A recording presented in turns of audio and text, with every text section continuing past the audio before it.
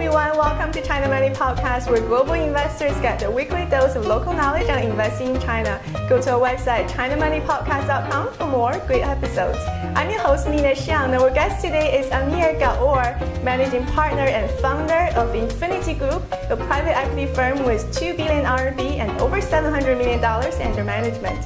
He's talking to me today in his Beijing office. Hi Amir, welcome to the podcast. Pleasure to be here. First, give us a brief introduction of Infinity Group.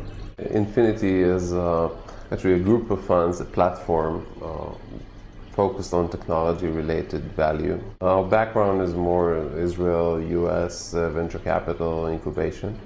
We came to China in 2004 as the first RMB fund.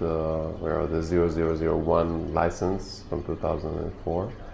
And build up step by step our platform in China to about 15 local funds. You just had an exit last month selling your portfolio company, Mate IP and iChina Securities Marketing and Distribution rights to Anxin-China for $30 million. You took over Mate IP in 2007. What did you do during the holding period of the company? Mate basically is say video analytic. It analyzes what happens in a video picture.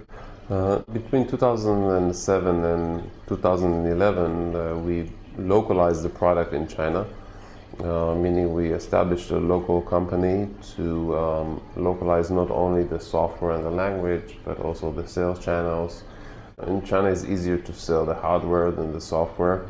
We try to put things into boxes as much as possible to give a full solution. Also, when you sell in China, you need to do it more relationship-based on long term. So we developed differently the whole sales process, meaning that we focus on a few customers, but very deep. China doesn't really have a very good record of IP protection. What kind of challenges have you run into because of this, and how did you handle that? Well, the fact that China doesn't have a very good track record of IP is a known fact to everybody, but the trend going forward will be different than the past. It's quite clear that is the right direction. Reason being, if China wants to lead the world, or at least be one of the leaders of the world, it has to include the technology leadership and local brands. In Mate IP, there was also a copy by local partners, and the main challenge was that the price was much lower. It was something like half a price. So the main problem is when you want to sell, even though the customers do not want to buy the copy, he wants to buy something which is more solid with a stronger backing, he will still renegotiate the price based on the fact he has an offer from a lower price. So the damage is mostly on the margin. I'm not sure that you really lost a lot of customers. This deal is the 10th exit in which you have sold overseas technologies to a Chinese company. What kind of experience and lessons have you learned from selling to a local Chinese company? Well, we've done, I think, the first exit in 2005. We sold a technology called the Nanomotion, very tiny motors, to a Chinese companies dealing with motors.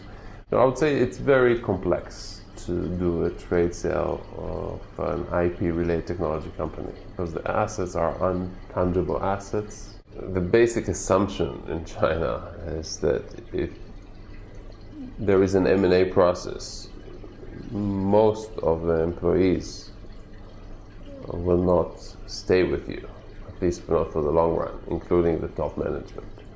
So what asset are you buying in a country which is relationship-based? A second aspect is what happens to the customers in case of a change of control, how to manage that process, how to create loyalty of the customer to the company before building a deal. Among your 14 funds in China, 2 funds are US dollar funds and other 12 are RMB funds. When you make an investment, how do you determine whether it's going to be from the US dollar fund or the RMB fund? We prefer to invest from both, equally, but it's usually not us can make the decision. In some cases, you can either do only US dollars or only RMB. But lately, most of the good cases, you can do only RMB, which means that the US dollars are being pushed out of China. We found ourselves in a few cases that it took us 6 months to really get the money in and get the shares. Meanwhile, there's a lot of changes in the company and it's kind of stuck in the middle situation.